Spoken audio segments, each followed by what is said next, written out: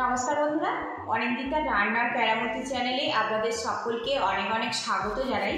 আজকে আমি পালং শাক আর কড়াইশুঁটি দিয়ে দারুণ ইউনিক স্বাদের একটা লাঞ্চ রেসিপি আপনাদের সাথে শেয়ার করব। তো প্লিজ বন্ধুরা, আপনাদের কাছে রিকোয়েস্ট রইল পুরো ভিডিওটি দেখার জন্য আমি কীভাবে বানাচ্ছি। আজকে লাঞ্চ রেসিপি বানানোর জন্য এখানে আমি 1 বাটি পরিমাণে কড়াইশুঁটি নিয়েছি আর এখানে নিয়েছি 1 মুঠো পরিমাণে পালং শাক। সবজিগুলো আগে থেকে আমি ধুয়ে পরিষ্কার করে নিয়েছি আর বন্ধুরা কম বেশি আপনারা করে নিতে পারেন। এখানে একটা মিক্সিং জারের মধ্যে কড়াইশুঁটিটা আমি ঢেলে দেব। সামান্য পরিমাণে জল দিয়ে মিহি করে একটা পেস্ট বানিয়ে নেব। এবার এখানে একটা বোর্ডের ওপরে কিছুটা পালং শাক নিয়েছি, এইভাবে একটুখানি মুড়িয়ে নেব আর ছুরির সাইজে এরকম ছোট ছোট করে টুকরো করে নেব। আর বন্ধুরা, পালং শাকের মধ্যে যদি মোটা ডাঁটা থাকে তাহলে একটু বাদ দিতে হবে। এই রেসিপির জন্য পাতার পরিমাণ একটু বেশি রাখবেন। তো দেখুন আমি এইভাবে টুকরো করে নিচ্ছি। আর বন্ধুরা, এখানে কিন্তু পালং শাকটা খুব ছোট ছোট করে কাটার দরকার নেই, মিডিয়াম সাইজ করে কিন্তু এটা কেটে নিতে হবে। এই রকম দেখুন, এইভাবে কেটে রেডি করে নিতে হবে। এখানে আমি একটা বোল নিয়েছি আর এই বোলের মধ্যে 1/2 কাপ বেসন নিয়ে নেব। এবারে এর মধ্যে অল্প পরিমাণে জল দিয়ে দেব, দিয়ে বেসনটা কিন্তু ভালো করে গুলিয়ে নেব। খুব বেশি কিন্তু এখানে পাতলা করবেন না। এদিকে দেখুন বেসনটা কিন্তু একদম শুকনো করে গুলে নিয়েছি। এবারে এটা আমি সেট হতে সাইডে সরিয়ে রাখবো। এদিকে কড়াটা আমি গরম করে নিয়েছি আর এর মধ্যে দিয়ে দেবো সর্ষের তেল। অবশ্যই কিন্তু আপনারা সর্ষের তেল ব্যবহার করবেন, এটা কিন্তু অনেক বেশি স্বাস্থ্যকর আর খেতে অনেক বেশি ভালো লাগবে। এই তেলটা কিন্তু ভালো মতো গরম হয়ে গেছে। এর মধ্যে সামান্য পরিমাণে সাদা জিরে দিয়ে দেবো। আপনারা চাইলে কিন্তু 5 ফোড়নও ব্যবহার করতে পারেন। এখানে একটা শুকনো লঙ্কা 2টো ভাগ করে নিয়েছি, দিয়ে দিলাম। ফোড়নটা ভালো করে আমি তৈরি করে নেব যতক্ষণ না সুন্দর গন্ধ আসছে। ফোড়নটা কিন্তু একদম পারফেক্টভাবে রেডি হয়ে গেছে। এবারে এর মধ্যে সামান্য পরিমাণে পেঁয়াজ কুচি দিয়ে দেব।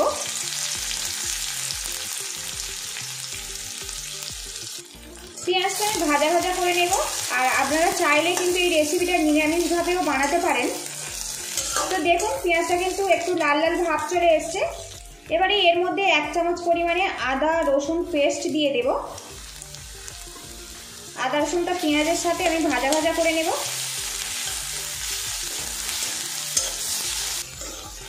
এদিকে দেখুন পেঁয়াজ আর রসুনটা কিন্তু বেশ ভাজা ভাজা হয়ে গেছে, খুব সুন্দর একটা গন্ধ বেরিয়েছে। এবারে এর মধ্যে সামান্য পরিমাণে টমেটো কুচি দিয়ে দেব। টমেটো মশলার সাথে একটু ভাজা ভাজা করে নেব।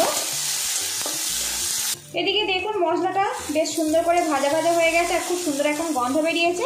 এবারে এর মধ্যে দিয়ে দেব কড়াইশুঁটির পেস্ট। মশলার সাথে কড়াইশুঁটির পেস্ট ভালো করে ভাজা ভাজা করে নেব যতক্ষণ না কড়াইশুঁটির কাঁচা গন্ধটা চলে যাচ্ছে। এইভাবে নাড়তে থাকবো, তাহলে কিন্তু গন্ধটা খুব সহজেই চলে যাবে। এবারে এর মধ্যে সামান্য পরিমাণে হলুদের গুঁড়ো দেব। আপনারা চাইলে দিতে পারেন কিংবা এই হলুদের গুঁড়োটা বাদ দিতেও পারেন। এবারে এর মধ্যে দিয়ে দেব জিরে আর ধনের গুঁড়ো, দিয়ে দেব সামান্য পরিমাণে ঝাল লঙ্কার গুঁড়ো। তো বন্ধুরা, গুঁড়ো মশলার সাথে কড়াইশুঁটির পেস্টটা ভালো করে মিক্স করে নেব, আরও কিছুক্ষণ নাড়াচাড়া করে নেব। এদিকে দেখুন কড়াইশুঁটির পেস্টটা খুব সুন্দর করে ভাজা ভাজা করে নিয়েছে আর এখন কিন্তু খুব সুন্দর একটা গন্ধ বেরিয়েছে। এবারে এর মধ্যে দিয়ে দেব জল। হ্যাঁ বন্ধুরা, আমরা যেভাবে ডালের থিকনেস বজায় রাখি সেইভাবে জল দিয়ে কিন্তু আপনারা পছন্দ মতো এটা বানিয়ে নেবেন, পাতলা কিংবা ঘন। আমি এখানে মিডিয়াম ঘনত্ব ডালটা বানিয়ে নেব। আর বন্ধুরা, এই রেসিপিটা হচ্ছে কড়াইশুঁটির ডাল। আর বন্ধুরা, আমরা সারা বছর মুগ ডাল কিংবা মুসুর ডাল কিংবা মটর ডাল খেয়ে থাকি। এখন শীতের সিজন, আপনারা কিন্তু কড়াইশুঁটি দিয়ে এইভাবে ডাল বানিয়ে খেতে পারেন। এই ডালটা কিন্তু স্বাস্থ্যের জন্য অনেক বেশি উপকার। তো আমি এখানে জল দিয়ে একদম মিডিয়াম ঘনত্ব ডালটা বানিয়ে নিয়েছি। গ্যাস হিটটা হাইতে রাখবো, রেখে আমি ডালটা ফুটিয়ে নেব। এবারে এর মধ্যে দিয়ে দেবো স্বাদ মতো লবণ, দিয়ে দেবো একটা কাঁচা লঙ্কা আর সামান্য পরিমাণে তেজপাতা।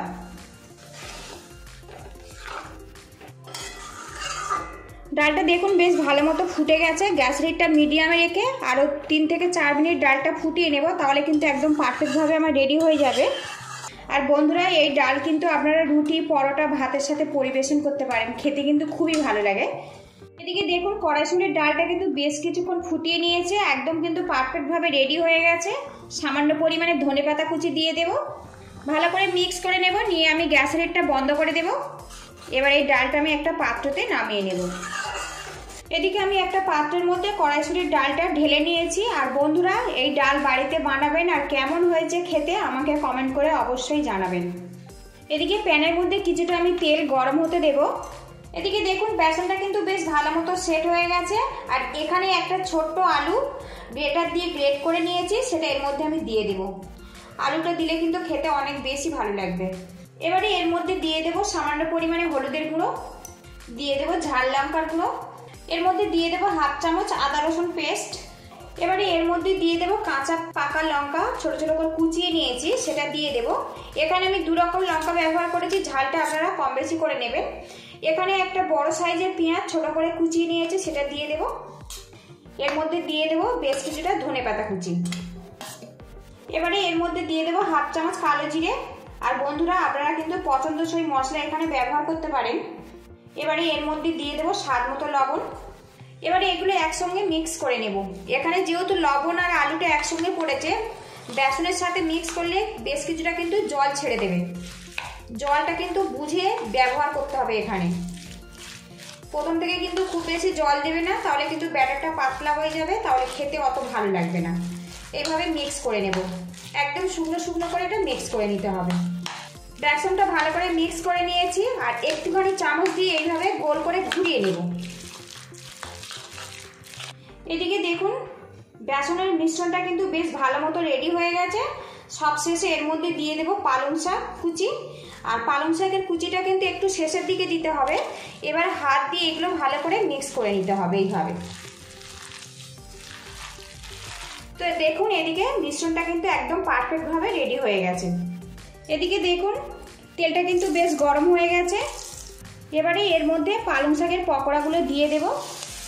একটু সাইজে ছোট ছোট করে দেব বন্ধুরা, তাহলে কিন্তু অনেক বেশি খাস্তা আর মুচমুচে হবে। 2টো ব্যাচে পালং শাকের পকোড়াগুলো আমি রেডি করে নেব। আর বন্ধুরা, আজকে এই লাঞ্চ রেসিপিটা ভালো লাগলে একটা লাইক দিয়ে দেবেন।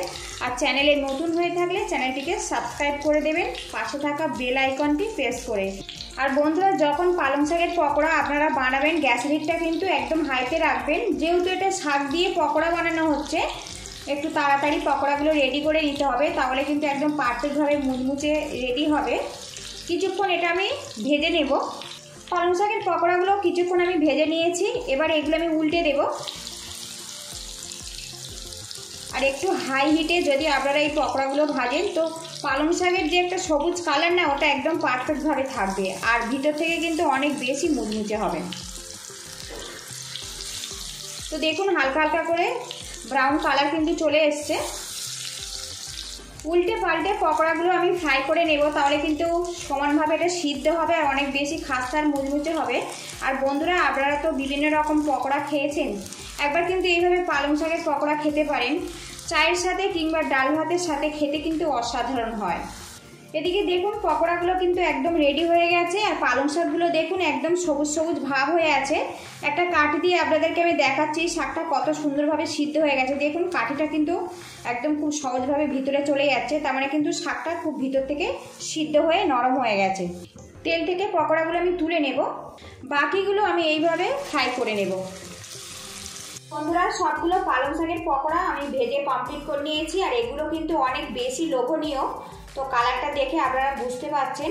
আপনারা চাইলে লাঞ্চে মাছ মাংস ডিম যে কোনো একটা রেসিপি যোগ করতে পারেন, কিন্তু আজকের আমি শুধুমাত্র কড়াইশুঁটির ডাল আর পালং শাকের পকোড়া দিয়েই পরিবেশন করব।